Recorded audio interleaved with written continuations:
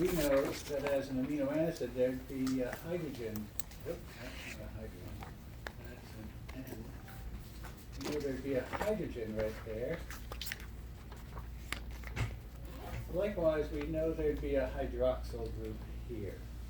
The quiz question did not ask you to draw a residue as it appears in a polypeptide, but rather to draw an amino acid. So if you didn't get that one right, and you drew a structure like this, it's because that's not an amino acid.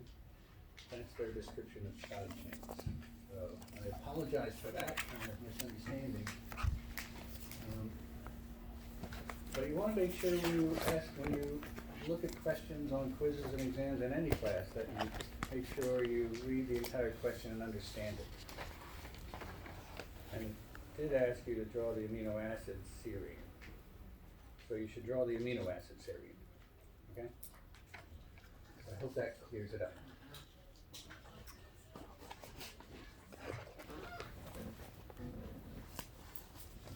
Let's get back to it. And that's really the only announcement. I guess the other announcement that I would make is that some people have been interested in redoing the lab because they felt like their results were difficult to interpret. And that's not uncommon for an experiment. Especially as you're just starting out doing careful experiments. It's not easy to do them carefully. The biggest source of error for the experiments in the lab is pipetting error, or labeling error, where you mislabel tubes and you don't know what's what. And I think I saw both of those types of mistakes yesterday. The problem with those results is that often it's not so easy to think about which of those data you believe. And I agree, if you do a duplicate assay and you get two wildly different results, then it's impossible to determine which one's right and which one's wrong. You can look for trends, but it's impossible. Unfortunately, there's no opportunity to repeat any experiments that we do in class. However, I will stay after this class. I don't think the next class starts until 3 in this room. So if people want to talk about the lab and how they might better interpret the results, I'm happy to do that after class. Otherwise, you're free to come to my office and we can talk there too. I went into Blackboard and I've looked at the distribution of scores so far for my section, which only includes 2 quizzes. But there's a clear trend developing that I want to stifle as soon as possible.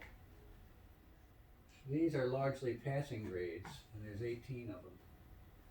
And these are largely not passing grades, and there's 13 of those. And then somewhere in the borderline area are 3.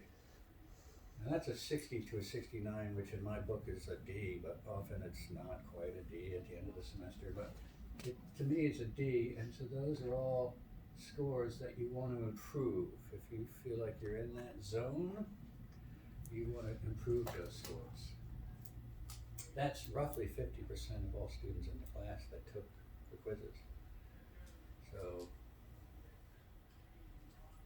it's very early on. We've only accumulated 10 possible points out of 140. So this is a good time to reflect on how you're performing in this part of the section and to find a way to fix that. And that could include coming to my office hours and talking about material that you don't understand. I'm happy to do that. That's why I have office hours.